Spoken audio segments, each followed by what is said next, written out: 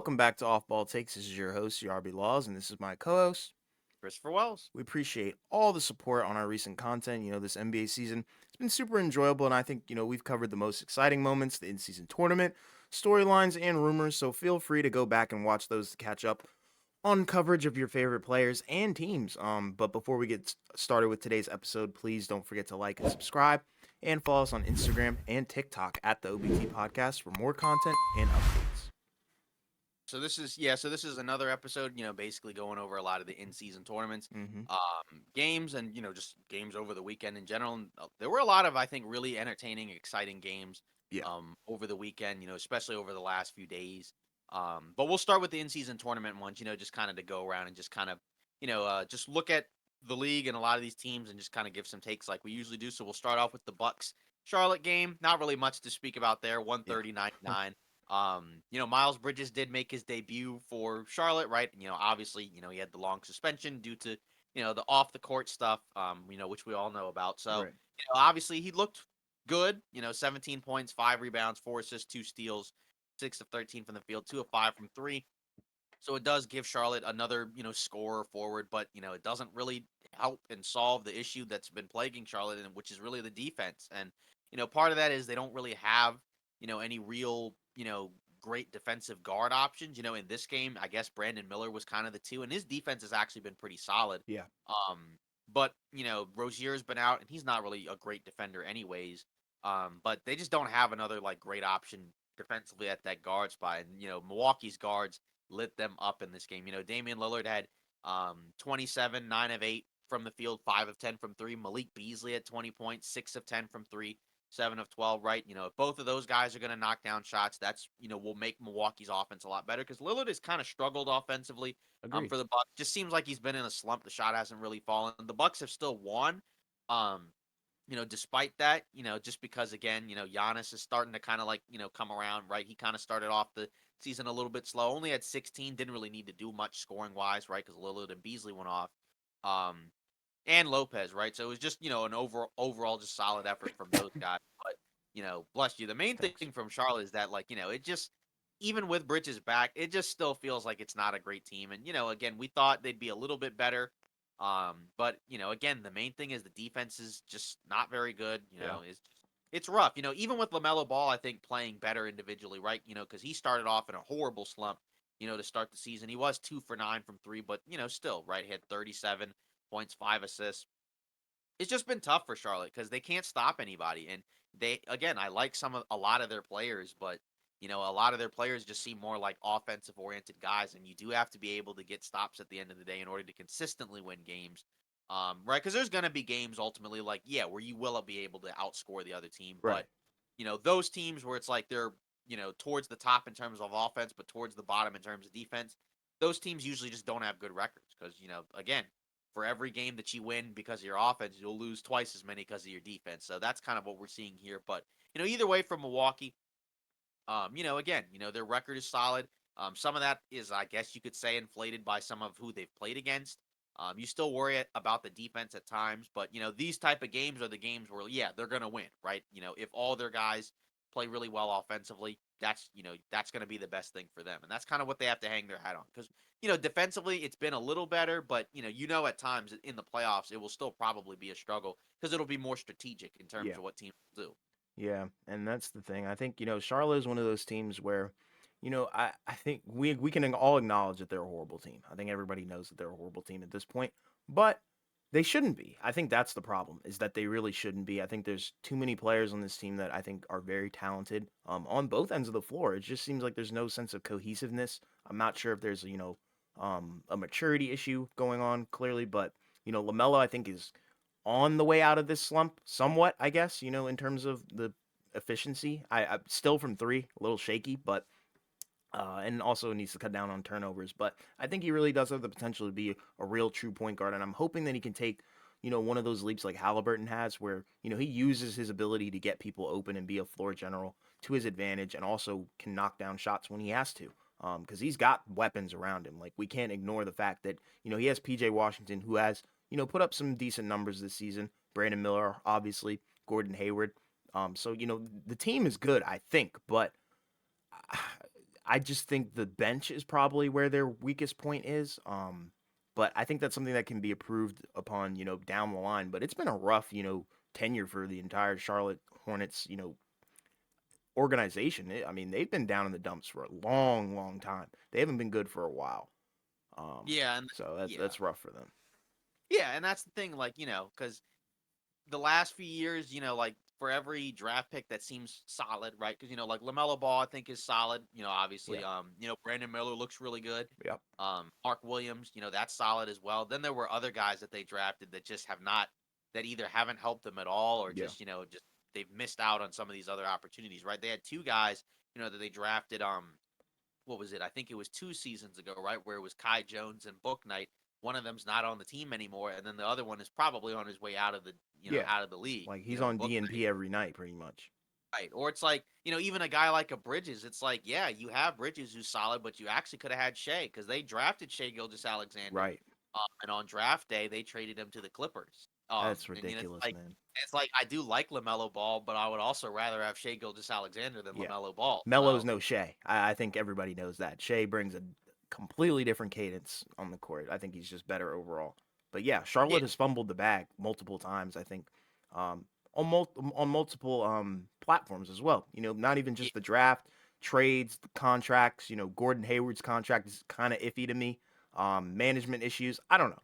I think Charlotte's just been a dumpster fire. But I don't think they need to give up hope. I think they're this is a franchise that can easily turn it around just with a few movements and some more draft capital. I think that's all that they're really missing, and just time. I think if you give this team time, they'll be good in a few years.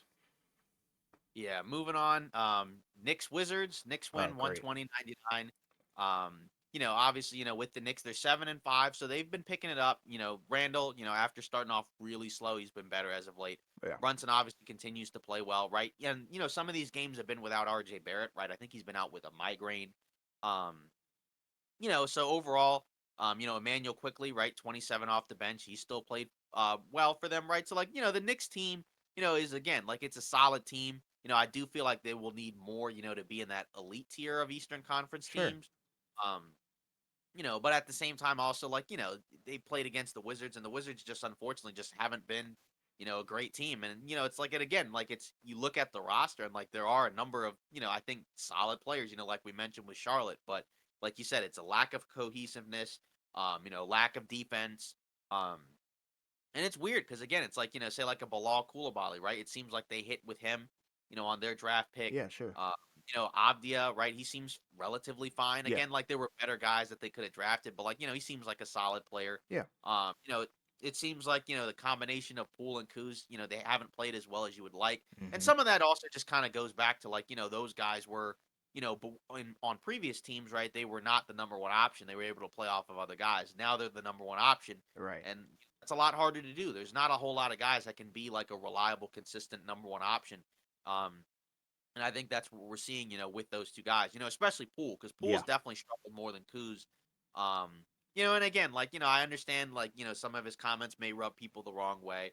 I still think he's a decent player, but again, also, like, at the same time, this is what happens when you're, now one of the go-to guys on another team. And again, it's also just a strangely constructed roster, because like I said, there is talent there, but yeah. then there's, some spots, where I think it's missing, because I mentioned, in our Wizards offseason recap, where like, I think in the starting lineup, I didn't have Tyus Jones out there Right. because You I didn't. still see him as more of a six-man guard that can probably start in a pinch, but I wouldn't Hmm. necessarily want him as like a full-time starting guard and him together with Poole. I saw it in person, not too Same. long ago against the Dallas Mavericks, and it's Yeah. just like it's a rough mix, It's and hard then to like other watch. guys like Gallinari who still can play, he's just not a center. Um, and again, that goes back to they only really have one option at center, and then it still seems like Johnny Davis just he can't get out there, and that's kind of concerning that he's in year two. It's a team that's not necessarily a great team, and he's still not even really playing. Even in a game like this where it wasn't really close. So I mean, I don't know. It's weird times in the nation's capital, but Yeah. at the same time, we'll see because it is year one of a rebuild, and a lot of times year one is the roughest one because they're basically starting from scratch, and this is kind of the result of not having like a ton of great draft picks over the last few years, where you don't Yeah. really have a singular guy where you feel like, okay, this is what we can build off of. Yeah, agreed. And the crazy thing is, I think you've echoed everything that us Wizards fans are feeling out there. We're frustrated with how the rebuild has started. It's kind of that's the double edged sword about it. You want your team to be good, just for the enjoyment of it, just to feel good. But then also you want them to be bad so they can get better. Better draft picks and stuff like that. But at this point, I'm very interested and intrigued to see how the Wizards season is going to end. I don't think this is going to be the final roster at all. I think everybody on this team except for the guys that they extended and just drafted, obviously like Denny Avdia, um, and Bilal Coulibaly. I think those are probably the only two people that are guaranteed to stay on this roster. I think everyone is movable at this point. It seems like Kuzma has been playing, not the best basketball, but it's definitely not been the worst of his career. And I think that's something to keep an eye on. I think he might be moved at the deadline potentially, maybe later down the line. I'm not sure, but regardless, I think Poole is probably on his way out because I think the debate was, is he going to be your cornerstone of the franchise? Are you going to build around him, or are you going to, use him as an asset? And I think right now they're probably leaning towards an asset just because of the lack of maturity. It seems like, I don't want to harp on that too long because we're on the outside looking in, but there's been reports that it's not looking too good. He said things, this is my team. I'm going to play my version of basketball. But his version of basketball is 2 for 11 from the field, 0 for 6 from 3, not contributing anything on defense. So, and that's the hard part. That's a hard sell, I think, to other teams. If you're trying to move him as an asset, you really can't because he's been playing so poorly and inefficiently. And the comments that he's been making have been, I think, doing more self harm than good. So, but that's just me speaking as a Wizards fan. Not happy with how the season has gone, but that does put us in contention for the number one pick so far. I think we'll definitely or hopefully get that. But I'm ride or die for my team, so I'm gonna support them regardless, and I support Right. most of the moves that they make. But in general, I mean the bright spots, like you said, you hit on it. Denny Avdi, I think, is a great player. I think he's come along. I think his game is becoming well rounded, and Bilal Coulibaly has been a surprise for me. I think his defensive prowess, not quite there with Asor Thompson, but I think the feel and the sense is definitely there. And the shot seems to be coming along as well. Not so much in this Knicks game, but overall, I think you can see that he's shooting it with confidence, finding his spots in transition. You love to see it, but the rest of the guys have been very disappointing. Even Gafford, letting rookies bully him. I know he's an undersized center, but still, regardless, Tyus Jones I think has been underwhelming as well. And then, like you said, I think the biggest elephant in the room is definitely Johnny Davis. I think that's underrated. He has not really played all that much. I think it's hard to talk about a guy when Anthony Gill is getting more minutes than you. I don't know if it's politics. I don't know if Unseld doesn't like the guy. I can't really delve into that right now, but I will say not pleased with how they've been treating Johnny Davis. I don't know if it's deserved or not. Don't want to speculate, but it has been very disappointing that that guy has not really seen the court.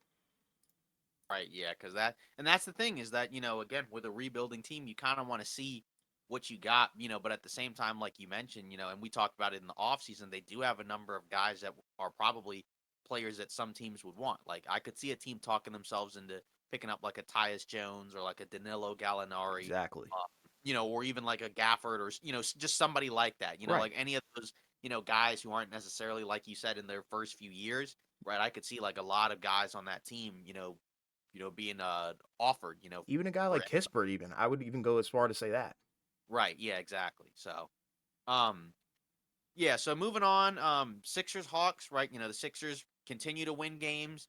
They've looked really solid, right, on both ends of the floor, right? Embiid's continuing to play at a high level, 32, 8 and 7. Tyrese Maxey, right? 19 and 8, right? So not scoring wise quite Yeah. as high, but overall he's still very efficient and he's played very well this season. Yes.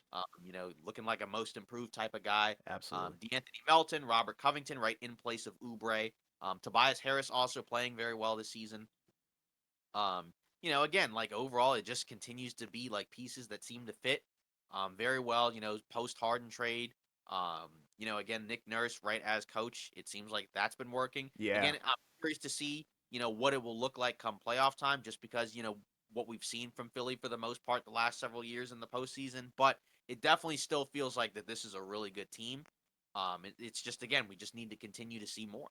Yeah, and they continue to surprise me. I think, night in, night out, they're doing something different and they're doing something new, I think, every night. And they're incorporating, pretty much all of their scorers. I think that's the thing that I really like. Every scorer that they have has been fairly consistent because even if you look at Tyrese Maxey, he may have shot 5 for 13 from the field, but he hit 3 for 6 from three. So you can't really hate on the efficiency. I think it's there.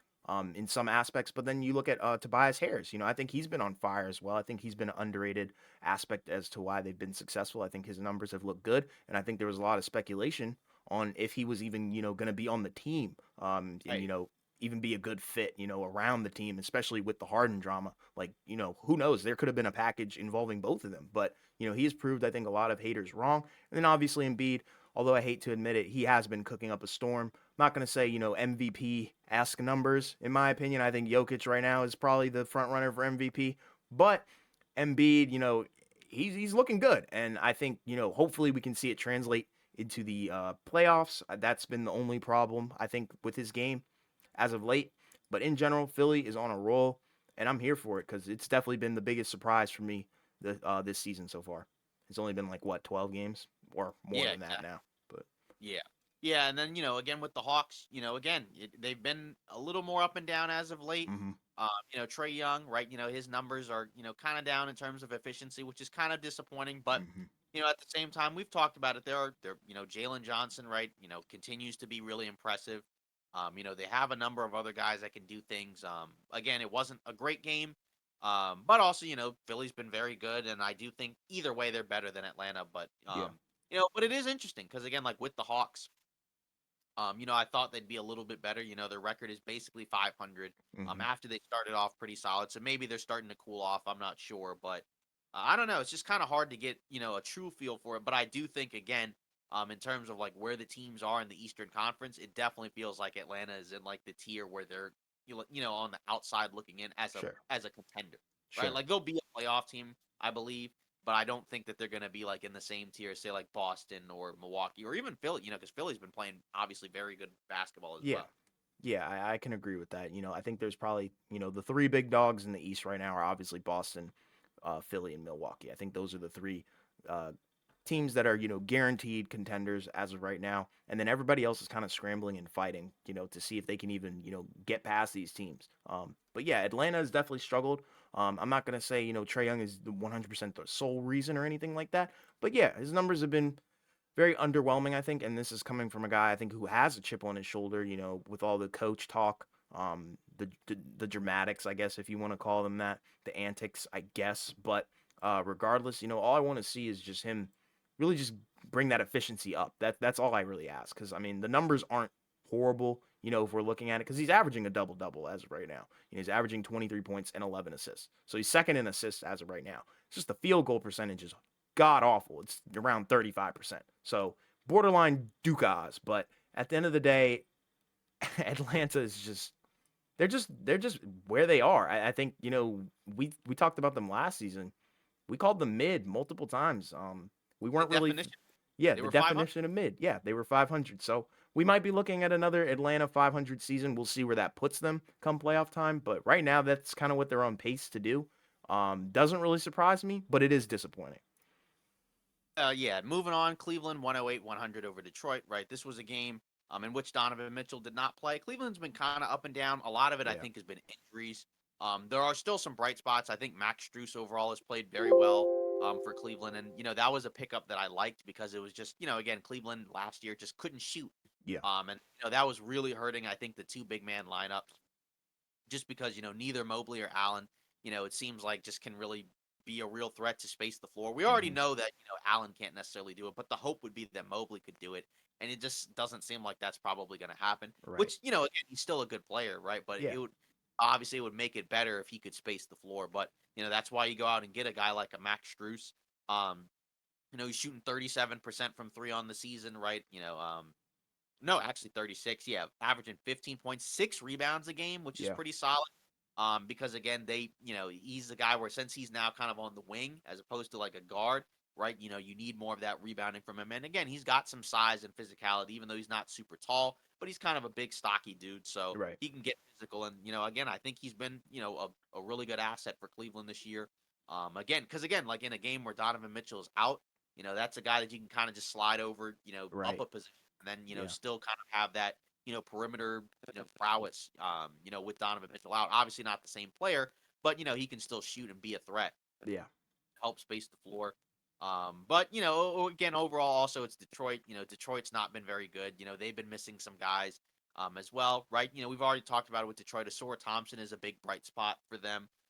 They still have to figure out some weird stuff. Jaden Ivey, being the sixth man coming off the bench in place of Hayes. But again, overall, like I said, from Cleveland, it's been up and down. But I'd like to see more of them when they're healthy. Yeah, agreed. Yeah, Cleveland has definitely been underwhelming, like you literally just said. And this was a team that I had very high hopes for. Big Donovan Mitchell fan and big Garland fan. If you guys didn't know, but I feel like Garland missing time didn't help, and then obviously Jared Allen missing time definitely did not help. But I think Struess, like you said, has been their bright spot. And it's kind of funny because looking at Gabe Vincent and Struess, I feel like Struess has definitely played a lot better than Gabe Vincent. Being the two guys from Miami who helped them get to that finals last year. So it's kind of Right. interesting to see, the kind of fall off from Gabe Vincent, but the steady increase of production from Struess. But Miami's also replaced that with Duncan Robinson again. Duncan Robinson seems to be playing decent basketball again. But in terms of Cleveland, I think they'll be able to turn it around later down the season. I think that's kind of gonna be their name name of the story for them because I feel like they are potentially. I think they're better than Atlanta. I think they can be better than Indiana if like fully healthy, I guess, and all things are firing on all cylinders for them and everything's going their way. I think they're definitely better than Indiana.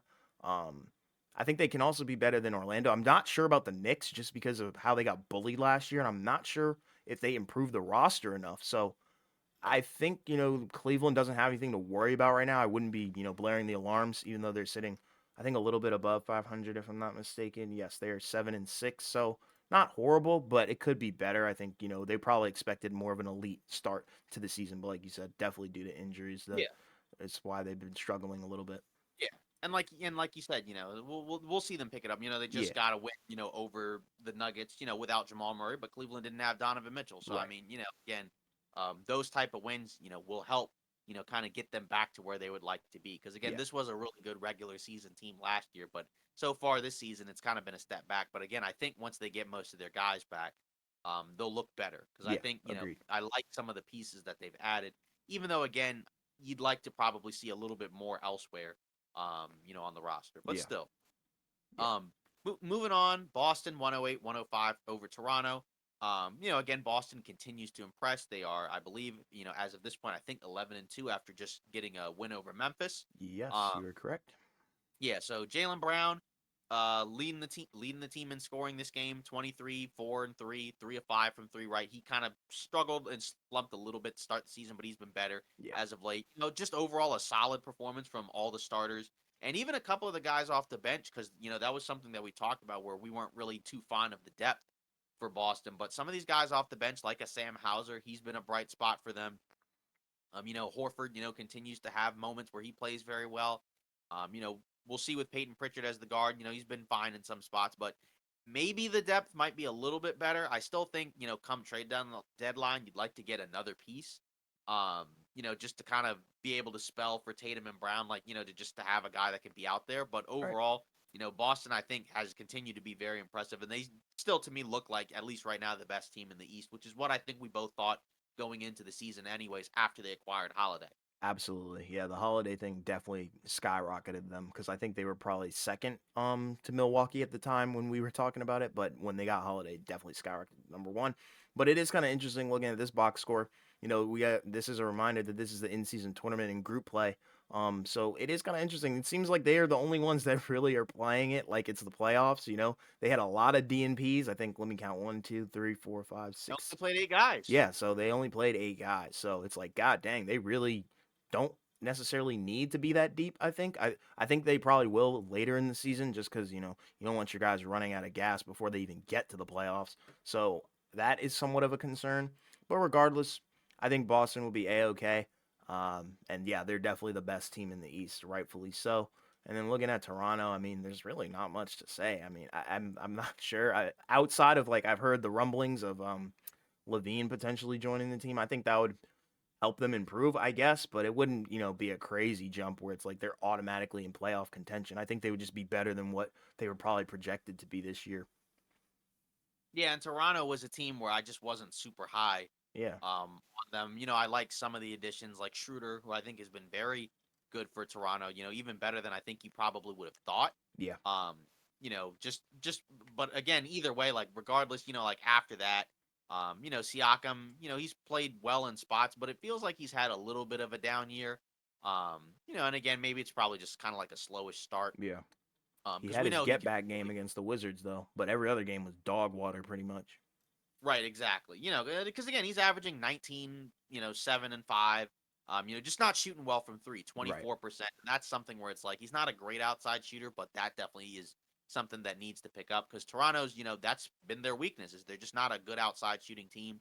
Um, Schroeder's basically been like, probably one of their best 3-point shooters in the starting five. Which is Which crazy. is kind of wild because again, he's even, he's not necessarily like a great outside shooter. He Not at shot well. all. Yeah, he shot well from three this year, but for his career, right? He's, kind of a below average 3-point shooter a little Yeah. bit.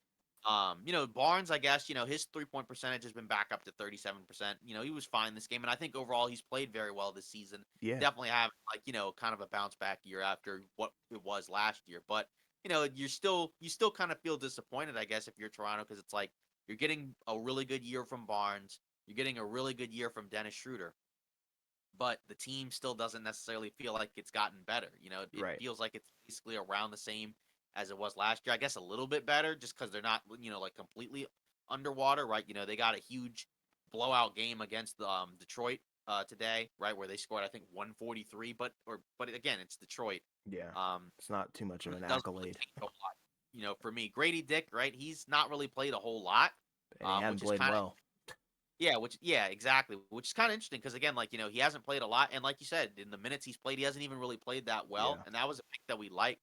But he just hasn't really done a whole lot for them. I mean, on the season, he's averaging 4 points, 27 from the field, 22% from three. Again, it's 12 games, 16 minutes a game. I thought he would play a little more. Same. Um, but at the same time, he hasn't played well enough to continue to earn those minutes. So that's something where he's probably going to need to step his play up. Right. Uh, because again, it's been pretty rough for him, and that was a guy that I thought that we kind of thought was a safe pick. And again, it's early. Very You don't want safe. to just write a guy off after like 12 games, but still, I thought he'd be a little bit better. But I also didn't expect much from Toronto, anyways. I think some people were kind of mixed on them, where some people thought they'd be good, but I just wasn't Yeah. sold. Yeah, and like I would kind of want to stay on the Grady Dick thing. It's kind of interesting looking at like the entire really rookie class this year. A lot of guys who weren't, in that lottery aren't really playing all that much. There's some guys that are playing, like Jordan Hawkins. I think, that could be somewhat of a positional comparison for Grady Dick. I mean, he's been on fire, I think, for a rookie. And in the minutes that he's given, I think he's definitely showed out. But like other guys like Jerace Walker, they don't play. I think Bilal gets a lot of minutes. I think Bilal probably gets more minutes than Wembenyama at this point. But it is kind of interesting just to look at the rookie class and to see how many guys aren't playing. And, even if they are, they're not really playing the best of basketball. I mean, we can even look at Scoot Henderson. I'm not sure if he's back from his injury, but he hadn't played all that well, and I'm pretty sure he was Back yet. starting. Yeah, he's not back yet. I Yeah. don't think. And again, it's kind of wild because there's been a lot of rookies that I think defensively have also been Oh very yeah. good. Because we mentioned with guys like Asor, Lively, Hmm. Cason Wallace, and others, but Yeah. overall, it is kind of weird because there are some guys that just aren't playing, but also the league is better. Um, Good point. this year, and that's the other thing where it's like some of these teams are trying to win games, and some of these guys aren't may not necessarily be quite ready, to play. Some guys have kind of been forced up into the rotation, right? Like Anthony Black, Right. was kind of forced up into the rotation after other guys being out, and he's taken advantage of that opportunity Sure. and he's played well. But then say like a guy like a Jarius Walker, Indiana just has so many other guys that I think they prefer playing right Right. now. I mean, he's just probably just not ready yet. So, Yeah. but either way, Agreed. uh, like I said with Grady Dick, like I said, I thought it was a safe pick, but he's been kind of struggling. So we'll Yeah. see. That's something to look at over the course of the year. Maybe there's kind of like a stretch where he starts to heat up, but it's definitely been a slow start. Yeah. Agreed. Um, moving on, King Spurs. This was a televised game, nationally televised. Mm-hmm. Uh, Aaron Fox, 43 and 7 and 8. Cooking. Closed out. Excuse me, the Bless you. game. Thank you. Sabonis also 27, 14, and 7. The Kings now, it feels like they've kind of gotten things together after, a little bit of an underwhelming start. Um, De'Aaron Fox, it feels like he's taken a leap. He's continued to show that last season wasn't a fluke, and I didn't think it was a fluke. But No. like again, there's been talks, about how he played, and obviously the talks about Sacramento and Indiana, Right. in Oh, regards to yeah. like how that trades worked out, and it does feel like again Sabonis and Fox, it's they've kind of gotten the best out of one another. Um, in terms of how the fit has been. De'Aaron Fox, he's averaging 32 and 6 on the season, only Crazy. 6 games, but still 51 from the field, 38 from 3. That's something that's kind of key and that's kind of important because if his 3-point shot is better, right, then obviously that's, kind of something that we talked about where like for Sacramento to continue to improve, you're probably going to need a leap, at least from De'Aaron Fox. Because I think Sabonis probably is what he is, even though he's played very well this year. Sure. But I think Fox is the guy where it feels like he's definitely got more room to grow, and it seems like he's been growing. And if he Yeah. continues, right, that will kind of raise Sacramento's ceiling somewhat. Still defensively, it's a problem. But at the very least, if De'Aaron Fox kind of moves into that next tier of guys, right, that's the guy where it's like, well, now we have a guy that can probably challenge anybody in a playoff series. Exactly. And I think that's the key thing. He's so athletic, he's so fast, but, with a guy who's so athletic and fast and quick and can get downhill and get to the bucket like that and also distribute the ball. I mean, the only weakness in his game was probably the outside shot. I mean, the mid range was there, but the outside shot, last year was iffy. But now it seems like it's all right.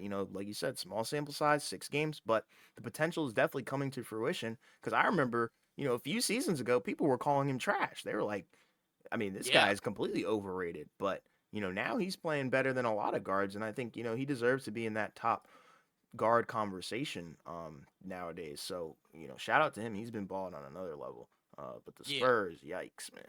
Yeah, I mean 3-9. I didn't really expect them to be a really good No, team this year, but it is kind of weird at times because again, Banyama 27-9, 2 steals, no blocks, but still that's fine. He had yeah, 8 blocks in the last game, I believe, against the Grizzlies. But yeah, again, that's the problem that we've talked about, with the mix of guys they have where they just, they don't have a real point guard.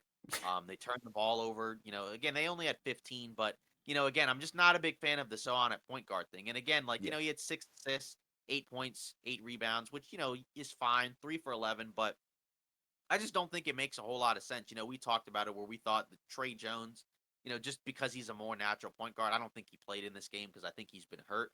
But it feels kinda like something where it's like, we're not gonna win games, what's another way we can kind of like, make it a little bit tougher to win games? Because I understand like the idea of experimenting, right, to see what you have, and maybe the thought process and the hope is like, okay, by this time in the draft, next year, right, we might have found a point guard, and then Sohan maybe, as a distributor, secondary guy, maybe he'll be even better at those skills, and we don't have to true, have him run the point guard. But it just feels kind of odd because then there's times where it's like when Banyama isn't even involved at all. I mean, in this game he took 26 shots, but still, then there's other games where he's not really doing much of anything, and sometimes it's just because these guys just don't really look for him. right, And they have some other guys that are more like natural, like I want to score the ball, and not necessarily make plays, right. but at the same time, like again, it would be nice if they had a more traditional guy, but maybe that'll come in the future.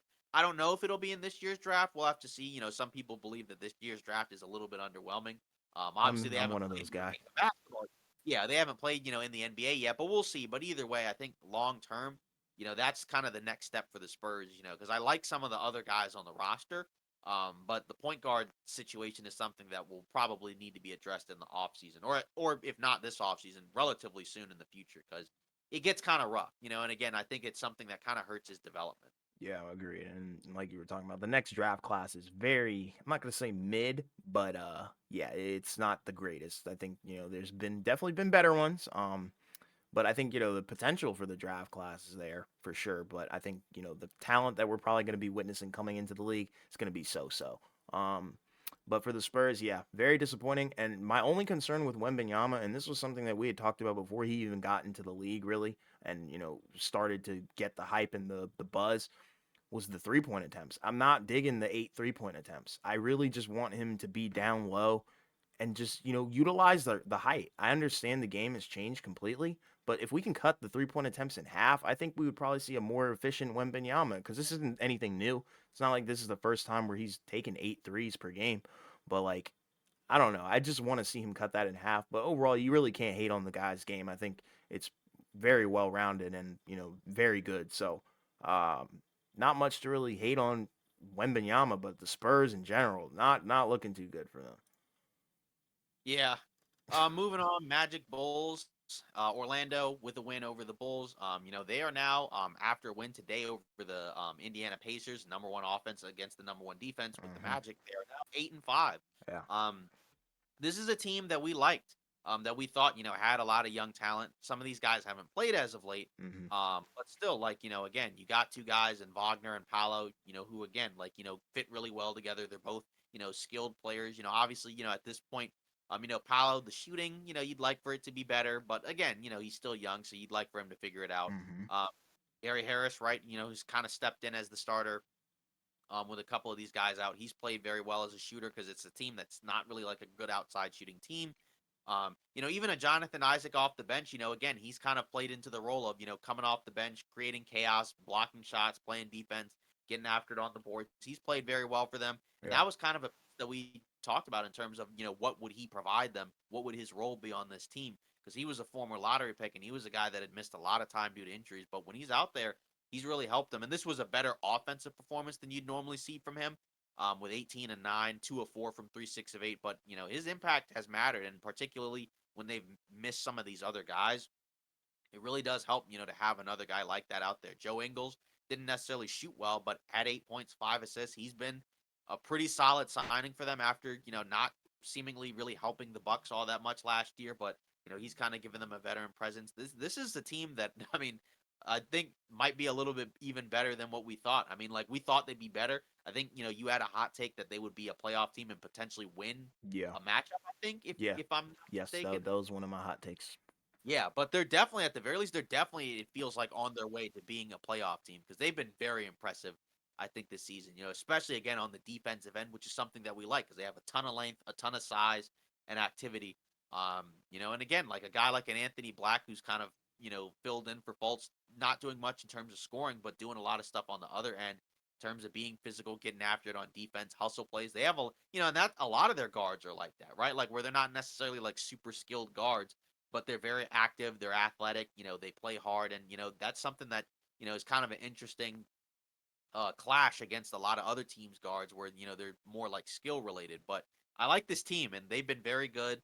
Um, and again, they've continued to impress with their youth and their talent. Yeah, and that's the great thing about Orlando. I think they're more so where OKC was last year. I think that's kind of where I would rank them, where it's like, it's the team that everybody knows has all the promise in the world, but can they execute on it? And they're probably looking for a lot of internal leaps throughout this season and, going forward as well because I think, you've got two cornerstones in Paolo and Franz.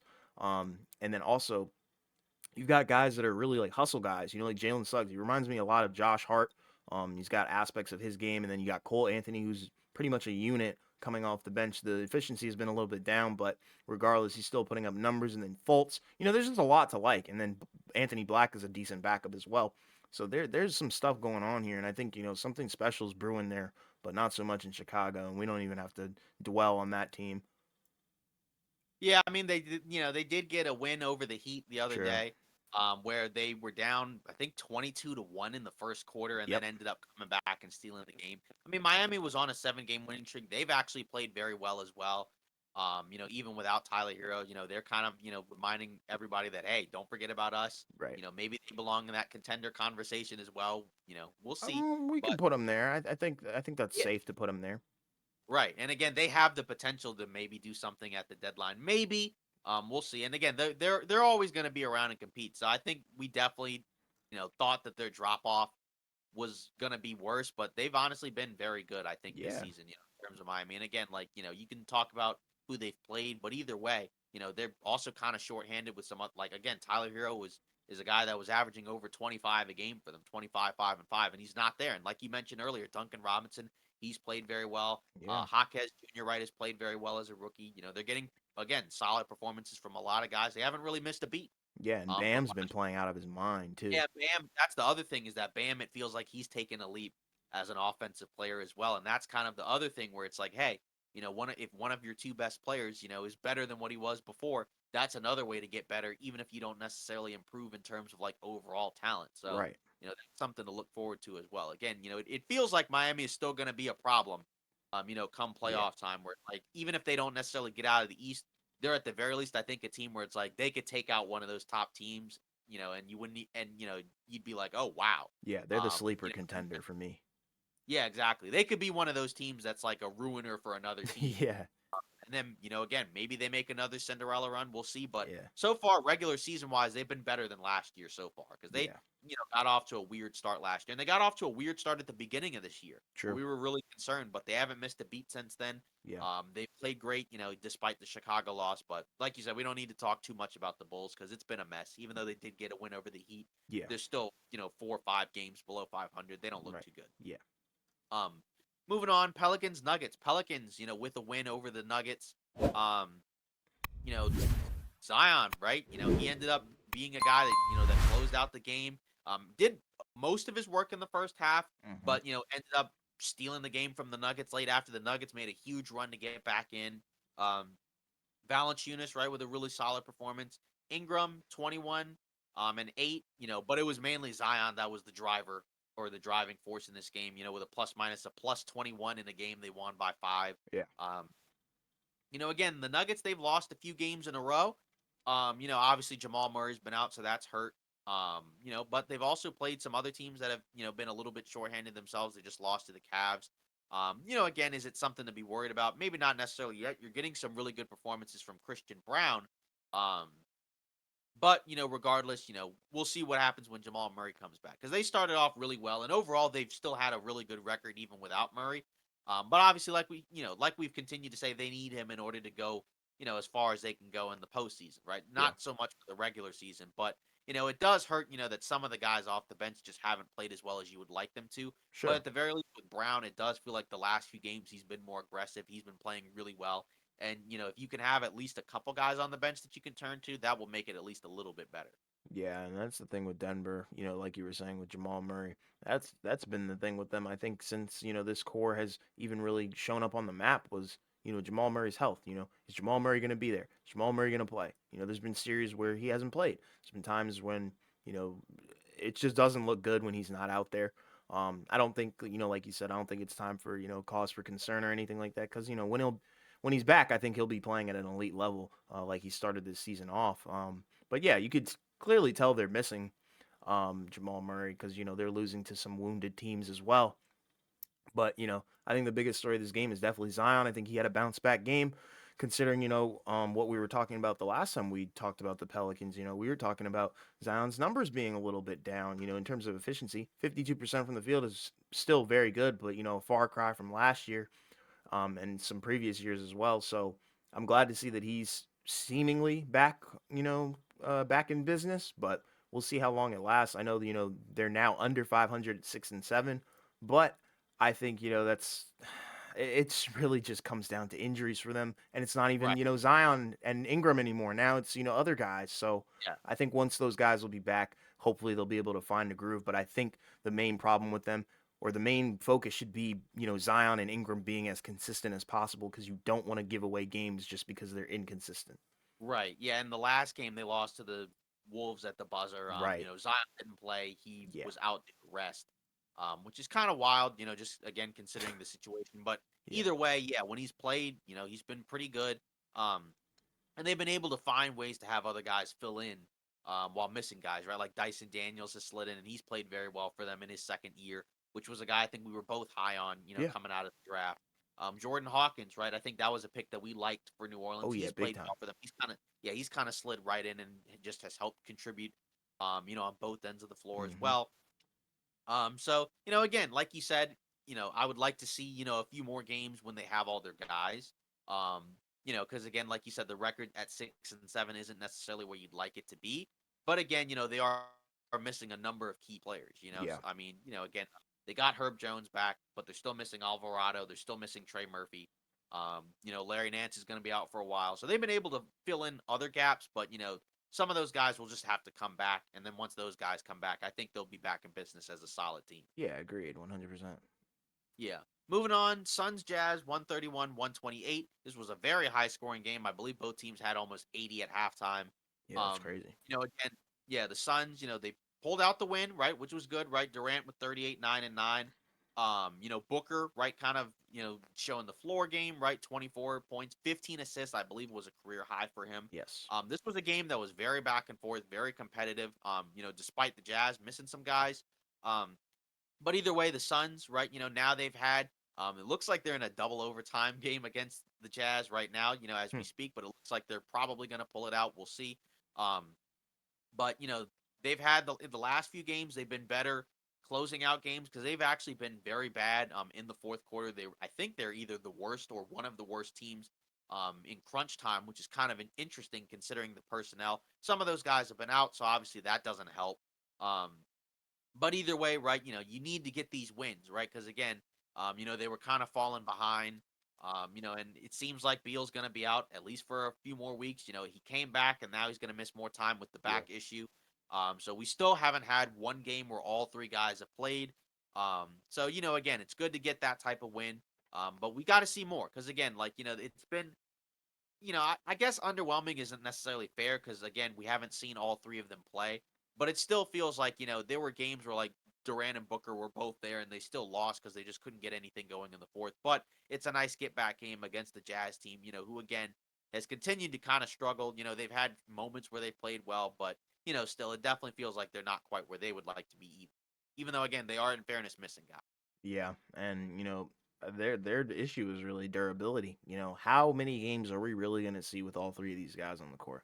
And then you have to factor in how much money they're being paid. It's just a hodgepodge of potential things that could go disastrously wrong. But at the same time, you do have to weigh the pros and the cons. With the pros, it's like you have three elite scorers at all three levels that are pretty much unguardable sometimes at their respective positions.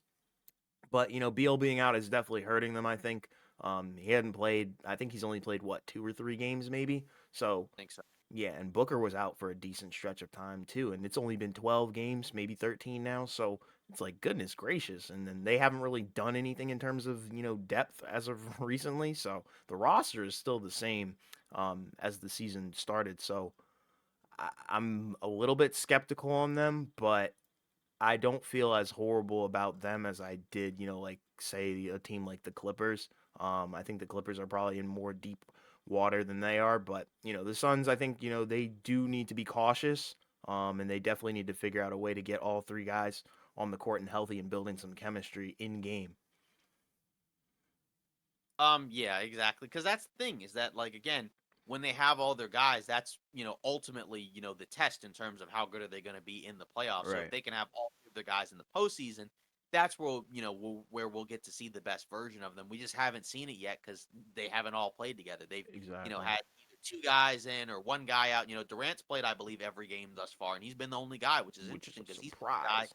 Yeah, and he's been the guy of those three that has missed the most time over the last few years. Um, but hopefully it gets to a point where all three of those guys will be back. And then stuff like the rotations will be a little bit more consistent. And then because I feel like they're starting to kind of figure out like which guys they like to play, um, versus which guys like just are not going to get any minutes. Right? Say like a guy like a Bol was a guy that they signed, and some people thought he would play a decent role, but he's Right. not. Yeah, it doesn't seem like he's going to play at all. And then there's other guys where like in spots, they'll play. Um, just because of what they can do on one end or the other, right? Like Nasir Little now is getting a few, some more minutes because he's played a little better than he played at the start of the season. Eubanks obviously is going to play, right? Just because he's the kind of the opposite of Nurkic, where he's more of an athletic hustle guy. Hmm. Um, it's a Kogi, Keita Bates Diop. That was a guy that didn't play early on, and now he's playing more. So it seems like they're starting to find guys that they're kind of rolling with. But again, the question for those guys is, can they hit the open shots in the playoffs? Can they make big hustle plays? Kind of like last year. Now they have a different guy, but still, again, the main issue for them last year was they couldn't get stops and they couldn't find other guys, to knock down shots consistently. Right. So, if they Especially can off the figure that bench, out, man. they'll be better.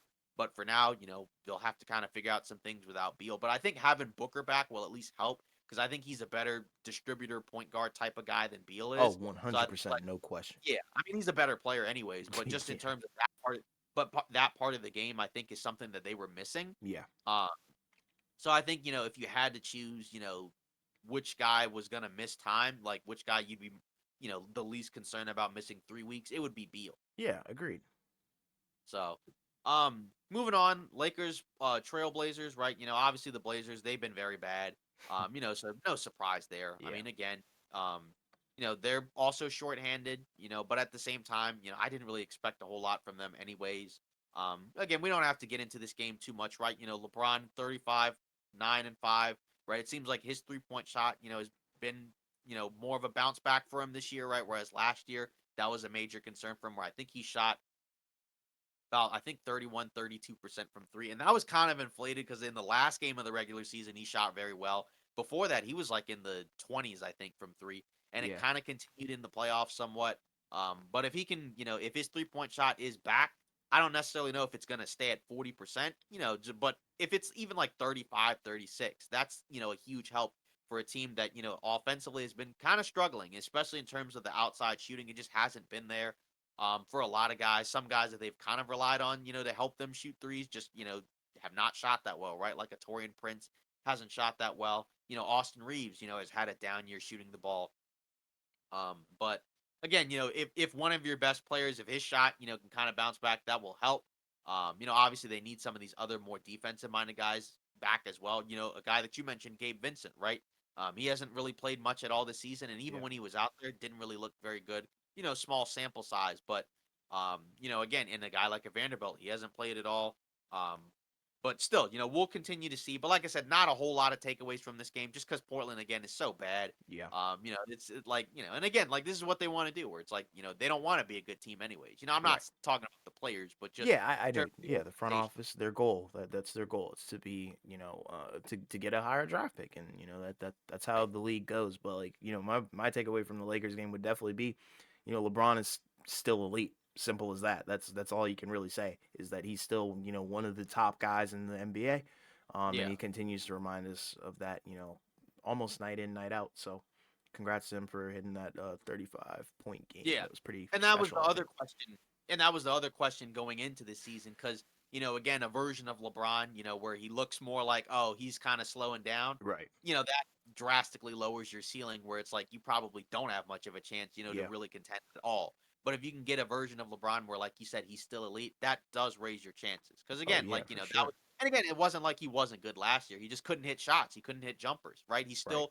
He was still very good around the basket, but the jump shot wasn't there, and he's got to be able to do both, especially because with AD, his jump shot, just hasn't returned from what it was, a few years back. Mm-hmm. So, um, again, so that's the major takeaway I think for me. Like I said, not a whole lot, just because again, Portland is just not Yeah, that yeah, good.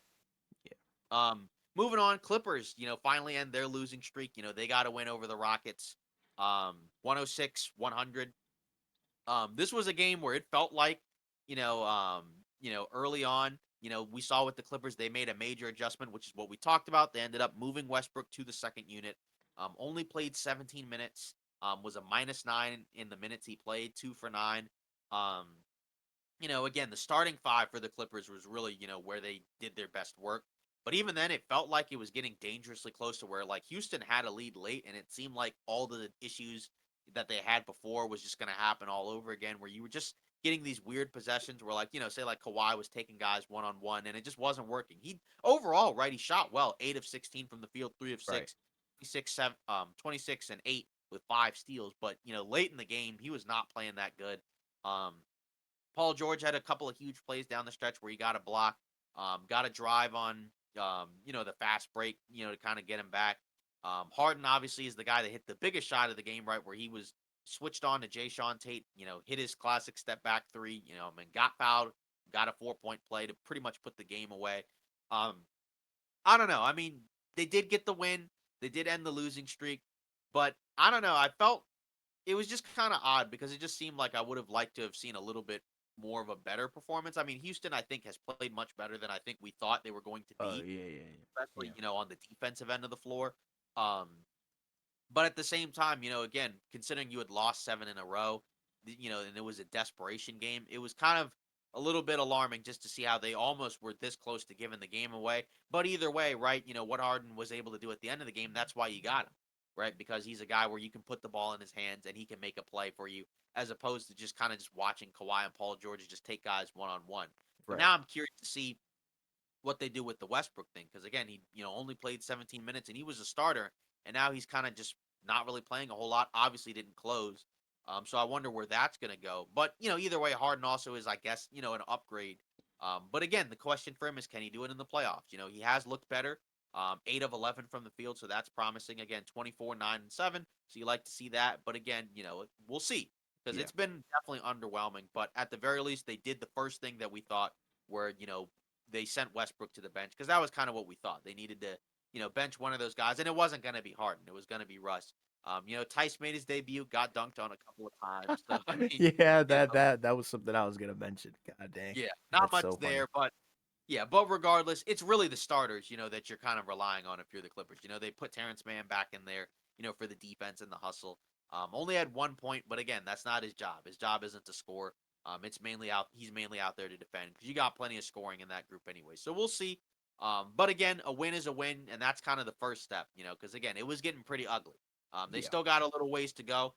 But either way, you'll take the win anywhere you can get it. Yeah, and that's kind of the name of the game with this game specifically. I mean, it was all around. I think it was more so not even like that the Clippers like played so well. I think it was more so that Houston just played like Rockets melted down garbage. the stretch, Yeah, definitely, because they Green had sold, some. man.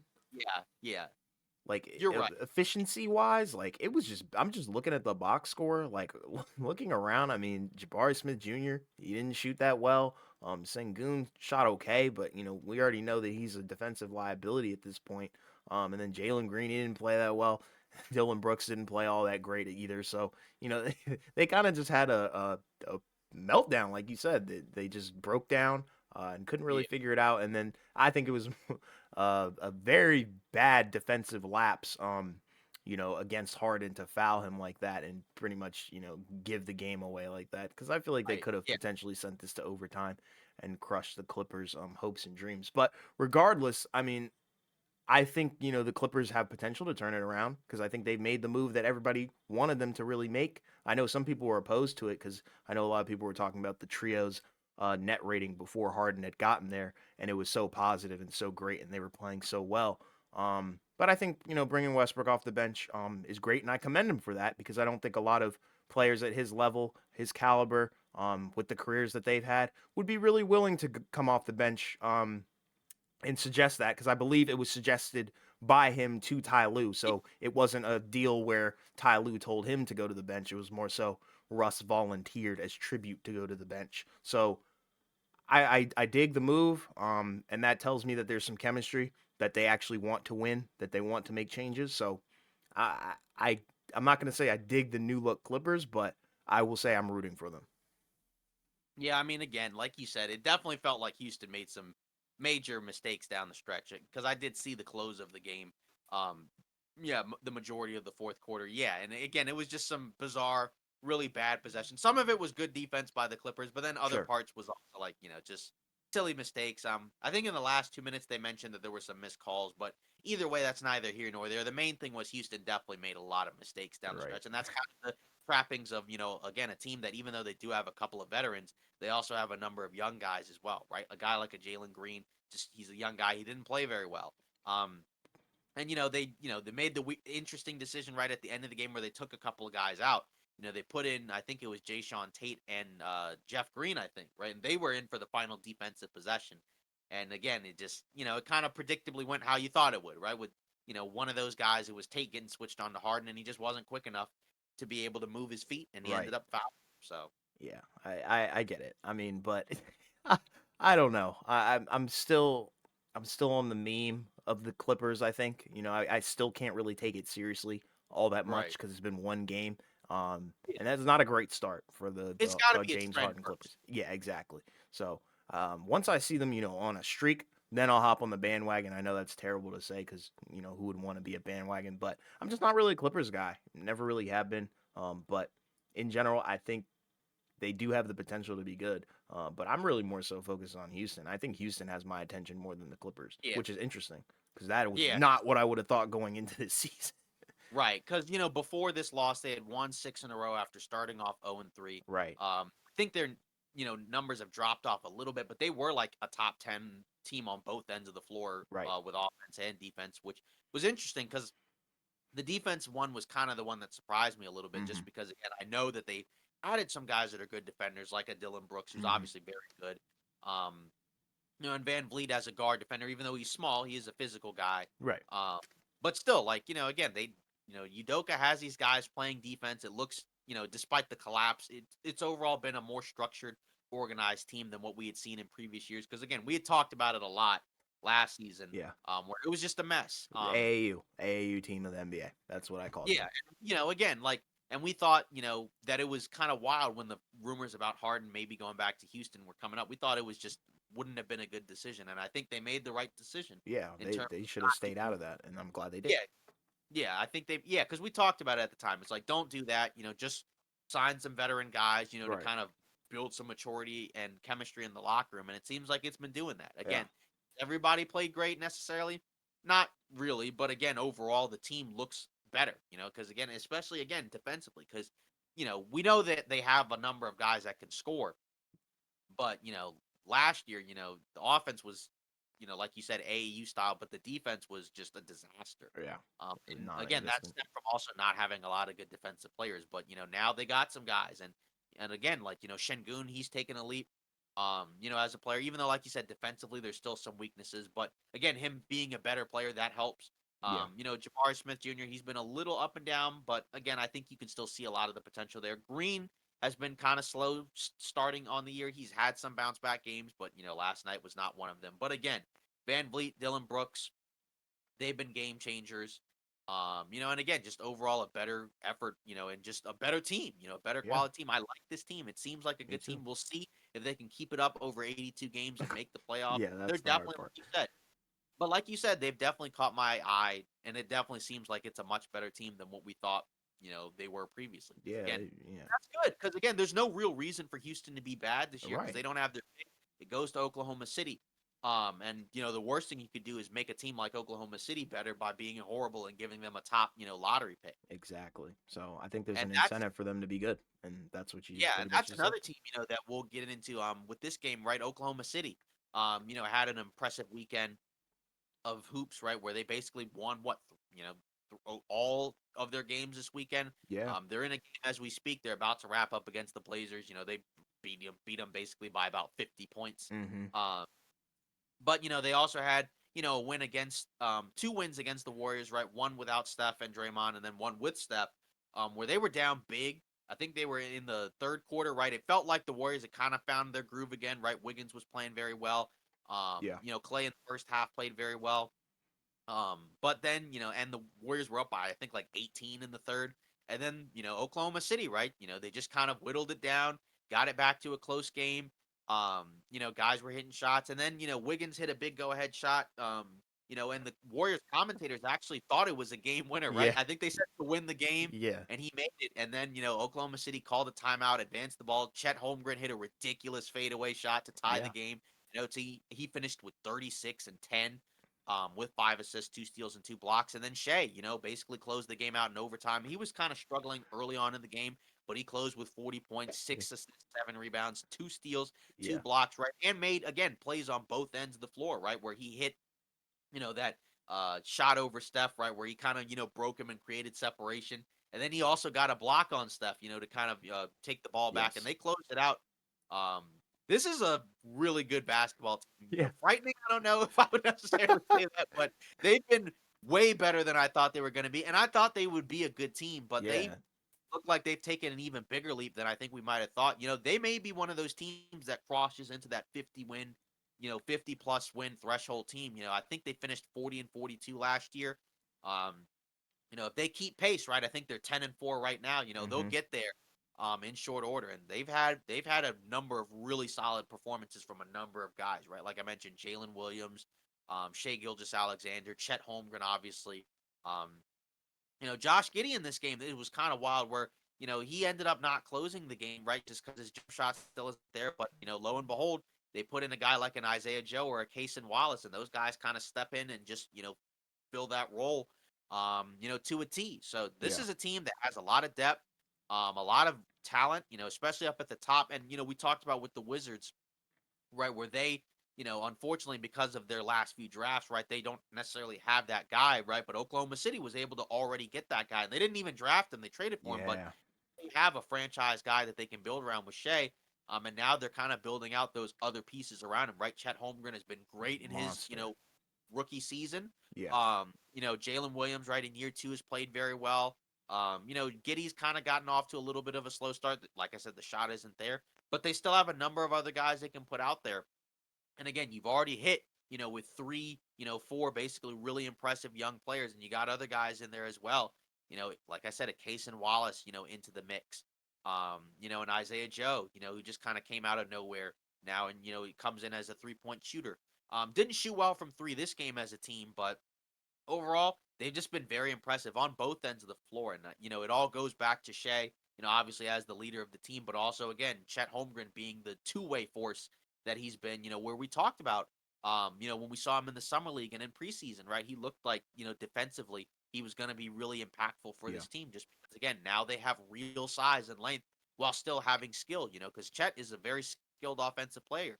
Where he's a guy who can take you all the way out to the 3-point line. He can even take you off the dribble. And against a team like Golden State, especially without a Draymond, although I think when Draymond played in the last game, Chet still played well. But regardless, um, still, like, again, it's a tough matchup, I think, for a lot of teams. They don't necessarily have a ton of like big physical guys, but they do have a lot of, oversized guys at a number of positions, right? Because Shea is a very big point guard. Yes. Josh Giddey is a very big two guard. Yes. Um, Jalen Williams, even though he's not very tall, he's, very strong, Yes. very athletic.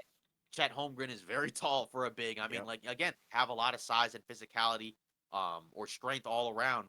And again, I like this team. They've Yeah. been really impressive. Again, they didn't play in the in-season tournament the other day, but I just wanted to, shout them out because they've Yeah, been for playing sure. some great basketball over the course of this year. Like I said, much better than even I thought, and I was high on them, and Yeah. as were you. Yeah, well deserved. I think, they deserve everything that's coming their way, all the props.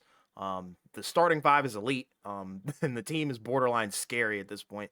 Um, would it be a reach to say this is the best starting five in the NBA right now? I mean, I still think, teams like a Denver or, Mm-hmm. maybe like a Boston, I think would probably just because they've accomplished more.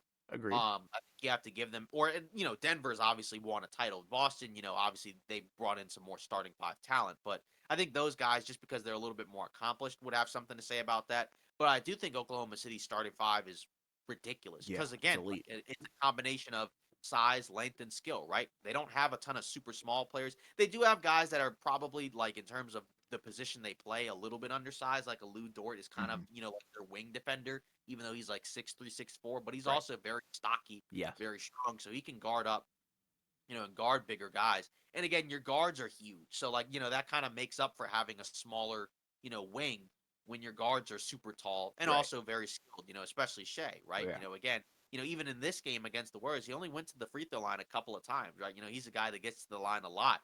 But now he's, again, incorporated other stuff like, the mid-range jumpers, the turnarounds, the finishing. Again, just a very skilled offensive player. It's a little unorthodox, Sure. or very unorthodox, I guess, but it Especially at the works. point guard position. It's Yeah, really interesting. exactly. And again, defensively, he's been, he's taken a leap as well, and that's the other aspect. When your best player, not only can, score but also play defense, Yeah, it's elite. at a high level. I mean, that helps as well. And you have other guys like a Chet, right? He's your center. He can Yeah. do things on both ends of the floor too. So I mean, again, it's a scary team. We'll see what they do come playoff time. But either way, we talked about it. We're like they're kind of built to win a lot of regular season games because they have so much talent.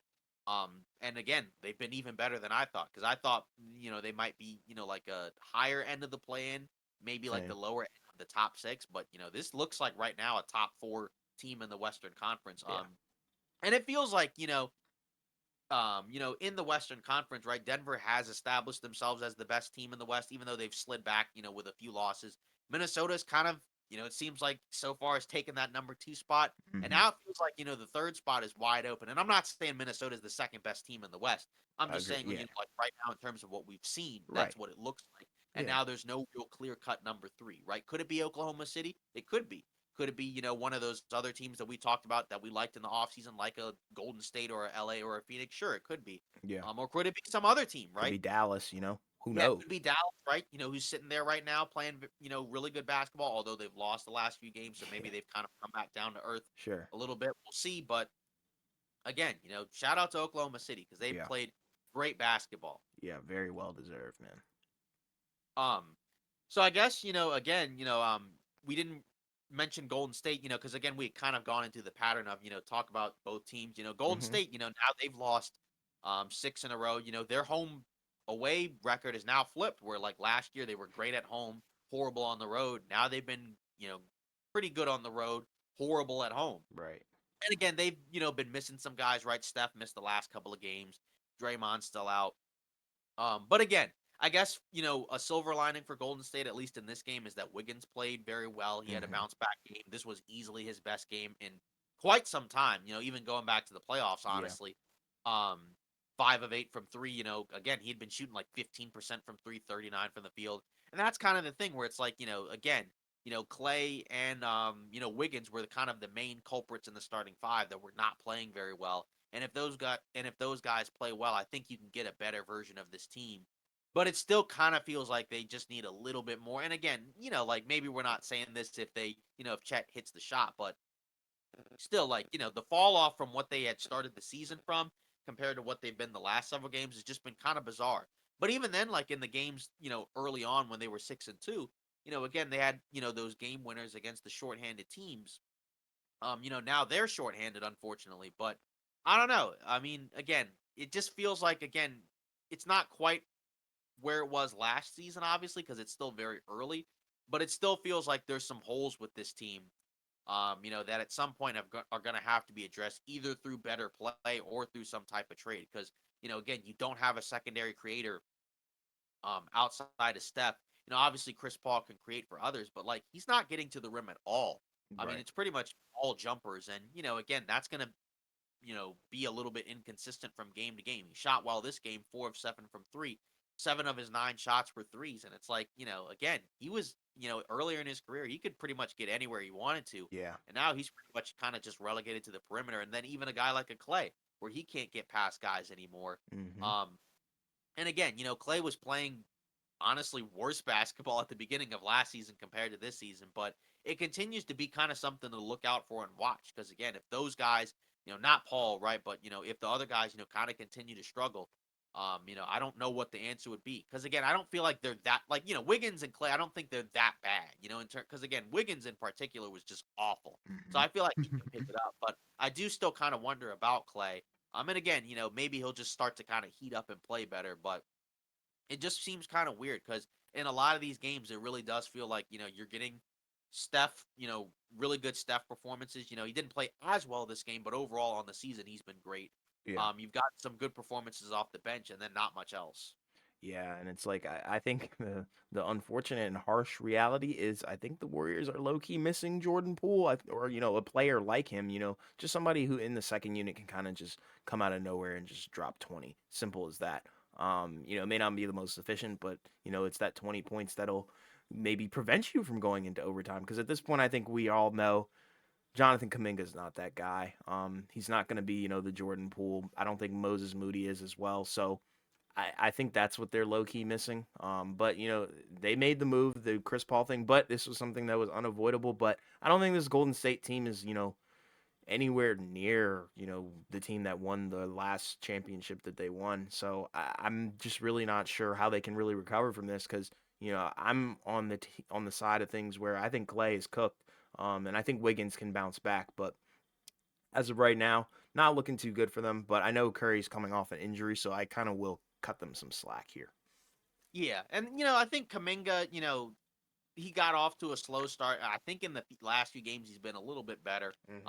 Obviously getting more opportunities with Draymond out. Moody, I think, has overall, even though he wasn't great in this game, I think he's played pretty well. Um, it seems like a lot of Warriors fans have been really frustrated also with Kerr. where it feels like some of these guys that are playing that were in the starting lineup that weren't playing very well. Like say like they were like, well, Moses Moody and say like a Pajemski or somebody like that. Why aren't those guys getting more minutes than say like a Right. Wiggins and Clay when those guys have been better? Right. But again, I just think also in general, like that's hard, for a coach, to be in that position where it's like, these are guys that helped you win a title. And it doesn't, and it's like Clay played 37 minutes. Maybe that was too many just because he wasn't playing as well down the stretch. Um, but I just think in general, like a guy like that, most coaches just, aren't going to pull, especially Yeah. again, those guys have been together basically, forever, right? Yeah. Since Kerr's been a coach, he's coached Clay Thompson every year other than the years he was out. So, I mean, and Wiggins also helped them win a title. So just like in general, I think that's kind of the hard part. Just because again, I think even if it wasn't Kerr, if it was another coach, I think it would still be the same thing. And again, 2 years ago they did win a title, but Yeah. at the same time, like you said, it's not the same team as the championship team. Maybe they can still pull it off this year. It just doesn't really feel like it because it just feels like there's still some other holes. How do they match up against these other teams that now have loaded up in terms of size and they're also still skilled, right? Like a team like Oklahoma City, is not like a slow plodding big team, right? It's a big athletic team that's also very skilled at a lot of positions. And Right. again, other teams like a Denver, or even in the East, right? Like even though Boston doesn't have size in certain areas, they're still bigger than Golden State. Um, and that's kind of the tough part for the Warriors. And again, they like to play small and they're very good at it. Yeah. Just there's going to be certain teams where I think it might be a struggle. We'll see because again, regular season matchups don't always dictate what happens in the playoffs. Because again, you always have to factor in, who's playing, right? Because again, we haven't really seen one game where both teams have all their guys, right? In the first game that Golden State won, Shea didn't play, right? In the second matchup, Steph didn't play, right? And then in this matchup, right, Draymond didn't play. Right. But at the same time, you know, Golden State just hasn't looked quite as good. But it is weird because again, early on in the season, we were all talking about how they looked much better than last year. But now it's kind of just feels more of the same. I don't know where you're at with Kerr, but it does feel like there's a lot of Warriors fans who are putting a lot of blame on him. But I also think it's just kind of tough when guys that you need to play well also like just aren't playing well. Like I don't think there's a version of this Warriors team that can win the title where if it's not Clay and Wiggins, it's like, Moody and Pajemski. I think Wiggins and Clay have to be good in order for them to win because I Yeah. think ultimately those are still better players at this point. Even though those guys may have played better, I think ultimately, like at the end of the game in a big series, those are the guys that you're going to have out there. And those guys just have to be better. Yeah. I mean, I agree with that wholeheartedly. And the thing with where I stand with Kerr, I can understand their frustration, Warriors fans' frustration, but you got to keep in mind. I mean, Kerr witnessed, a lot of these guys do some spectacular things. As I'll continue to say, Wiggins was, their second best player on that championship team. And then we already know what Clay's done in his entire career as well as Curry. So it's like you really can't fault the man for giving them all these minutes and trusting in the guys that he's won these championships. And hoping that they can just, pull out a victory. And that's what it all comes down to. But we do have to remember also coaches do have their guys regardless, and that's kind of what I was talking about with the Wizards. Um, where a guy like Anthony Gill is getting more minutes than Johnny Davis. I mean, clearly Anthony Gill is, Unseld's boy. So clearly Clay Thompson is Steve Kerr's boy. That's just how it goes. There's politics in the league, so I wouldn't really be like voicing or like be up in arms about, some of the guys not playing, but I do understand the frustrations, but I think, as the season goes on, I think they will make adjustments and they will probably end up playing guys like Moses Moody, and their rookie. I can't pronounce his last name. Sorry, I'm a little tired, but yeah, I think both of those guys can get minutes down the line. I think it's just so early in the season, but they don't have a lot of room for error. And when guys are playing bad, I do understand the frustration of, not playing other guys who are playing technically better. I think that's kind of the simple thing where as long as the roster is what it is, you're just going to have to hope that these guys can kind of get Yeah, out of their slump, play better. Because exactly. it seems like Wiggins, you know, it would have been nice if it had happened in a win, right? Because then you'd feel doubly good about it because Right, it's like, oh, this guy had a bounce back game and he was, one of the biggest reasons why they won. right, But again, like I think he'll bounce back, like you said, because I just think, again, just I don't, he's not that bad. Like the right. way he was playing was just like legitimately just awful. You're I right, mean, and brother. I'm not play was great because he hasn't been good either. But I just think like Wiggins, in terms of like the regression to the mean, there's like a lot more like, regression back to the mean. Yeah. Because again, he's not a 39% 15 from three type of guy. You know what I Right. mean? Right. I get it. So yeah, exactly. So, yeah, like I said, we've already covered all the in-season tournament games. Again, we also just kind of touched in, on some of these other teams, just to kind of see, where things are at right now. But outside of that, there really aren't too many other stories, in terms of like news and rumors going on around the league. There was the Ubre situation, which we didn't, which we hadn't really mentioned yet, right? With the situation, where they, haven't been able to get all the information about that yet. I think if Right. I'm not Yeah. They right, where haven't they identified the car or something like that. right. And also, at this and they also said that it seems like his return will be much sooner, Hmm. which is good for Philly, right? Where Yeah. instead of months, it's going to be weeks. So that's also, I think a big thing for Philly because he was playing very well for them. And I think, so far this season, he's been a big part of their team just in terms of what he brings, in terms of the scoring and the athleticism on the wing. So, Yeah. Agreed. yeah, exactly. Because again, like, they've still been winning, right? Because obviously they have other guys, but obviously, like he was a starter, right? And then it pushes all the other guys into other types of roles, um, and that's kind of ideally what you'd like to see. Again, just Yeah. a maximization of all the roles, for these different teams.